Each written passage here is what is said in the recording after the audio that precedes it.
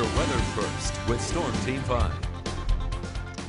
Good evening, everyone. I'm Storm Team 5 Chief Meteorologist Luke Sampe. We do have some sunshine out there right now, but that will be fading away as a cold front moves in, brings in a rain chance actually as we head through this evening.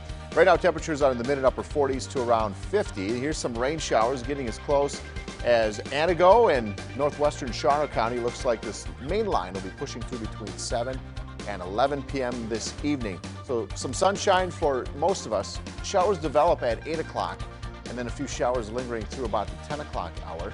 Clearing later on tonight. When to expect another round of wintry precipitation this week in the area's most accurate forecast. Local 5 News starts right now. Your stories, our community. This is Local 5 News with Tom Zalaski, Aaron Davison, and Chief Meteorologist Luke Sampe. Now on Local 5, Election Day is upon us. Tonight we are following all the races and referendums for you that you need to know about as we get closer to the polls closing. Good evening. Thank you for joining us. I'm Tom Zalaski. And I'm Aaron Davison. Now to your local election headquarters. We start in Green Bay, where the mayor's race has come down to Patrick Buckley and Eric Genrich. And Alexandra Burnley is following this race for us tonight, and she has the details. Alexandra. Well, we got an idea on how Green Bay voters felt for their choice for Green Bay's next mayor when, during the February primary, Eric Genrich walked away with the most votes. Now, out of 8 candidates on the primary ballot for mayor, Genrich won 43% of the vote, while Patrick Buckley earned 18% of the vote. But now the two candidates have had more than a month to knock on doors, talk about their platforms in media interviews, and face off against each other in debates. Perhaps the biggest hot-button topic in the race is how the next mayor will approach Green Bay's crumbling roads and gaping potholes. The Green Bay Public Works Department can only afford to repair a small percentage of roads every year. Patrick Buckley and Eric Genrich both visited our studio to talk about how they would tackle the problem as mayor.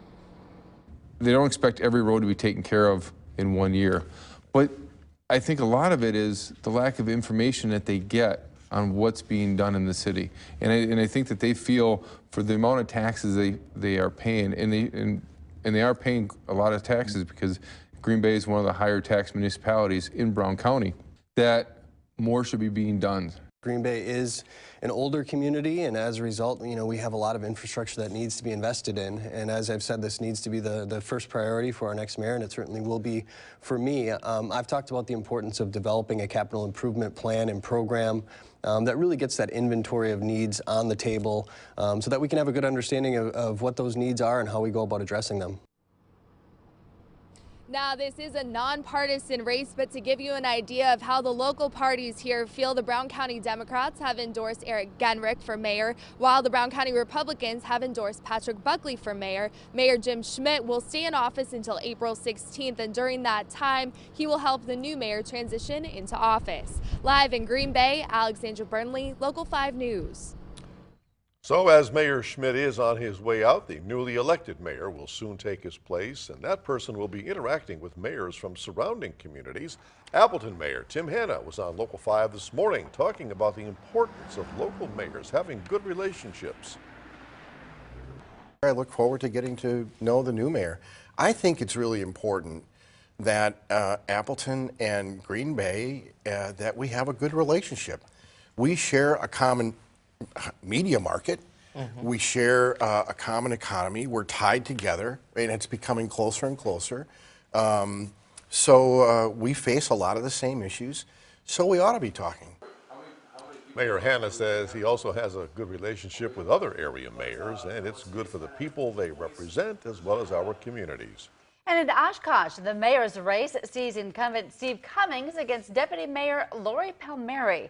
Cummings, who served as mayor for the last 4 years, was the top vote getter in February's primary, but only 7 votes separated him from Palmieri. In Brown County, County Executive Troy Streckenbach facing a challenger for his re-election bid. Mark Barrett is a former Green Bay alderman and Brown County supervisor and a current financial advisor. Streckenbach has served as Brown County executive since 2011. In the Neenah area, voters are deciding the fate of a nearly $130 million school spending plan. And Local 5's Justin Razavi live at the Neenah School Board Administration building with more details. Justin. Tom and Aaron, the proposed spending plan totals $129.5 million, and if it passes, the bulk of those funds would go to replace Shattuck Middle School. Now, Shattuck Middle School, the new building would be in place by the year 2022 and would take about $83.9 million of that $129.5 million to build. The remainder of the funds would be used for upgrades relating to building infrastructure, security, the high school's tech ed wing, and ADA compliance. The money would be raised through property taxes, with the district estimating an increase of about $167 per year on a $100,000 home, and that's for all residents who live within the Neenah School District. Now, if you live in the Neenah School District, you still have about a little bit less than 2 hours to vote. As Tom and Aaron said, polls close at 8 p.m., so be sure and get out there and vote. And tune into Local 5 News at 10. We'll have the results of whether this referendum is approved or vetoed. We're also going to hear from District Superintendent Mary Pfeiffer. For now, reporting live in Neenah, Justin Rosavi, Local 5 News.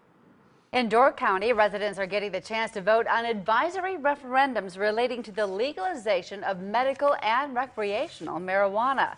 Sturgeon Bay and Egg Harbor will each have 2 questions asking residents if they would want medical and recreational marijuana legalized. The referendum is only advisory and will serve as a recommendation to state lawmakers. In November's midterm election, 16 Wisconsin counties approved referendums either for medical marijuana, recreational marijuana, or both. Stay with Local 5 as we bring you the latest from Door County at 6:30. In other Wisconsin election news tonight, the only statewide race will be for Wisconsin's Supreme Court, with state appellate judges Brian Hagedorn and Lisa Neubauer facing off to replace the retiring Shirley Abramson.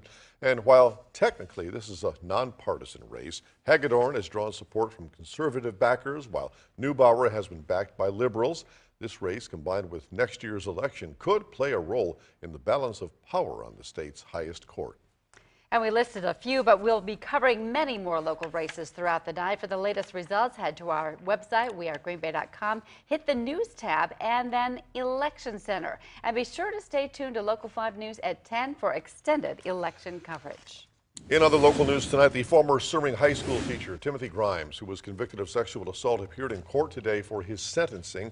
Grimes was charged last year with sexual assault of a student, and for his actions, the 24-year-old will receive 4 years in prison and 6 years extended supervision. The record states that Grimes had sexual contact with a 17-year-old student up to 20 times. At what point did you think that what I'm doing here is wrong? I've got to stop doing this. At what point? You didn't. It was to satisfy your own sexual needs. Let's just say it the way it is. That's what you did. And that's why you did it. In addition to the 4 years of prison time, Grimes has lost his teaching certificate and will have to register as a sex offender. The Green Bay Memorial dedicated to the 9/11 terror attacks will soon be coming down. Coming up, how the City Council made the decision to finally bring the monument down. Some sunshine now, but another cold front will push a line of rain showers through for this evening when we trade highs in the 40s for near 60 degrees in the Storm Team 5 forecast. You're watching Local 5 News with Tom Zalaski and Aaron Davison.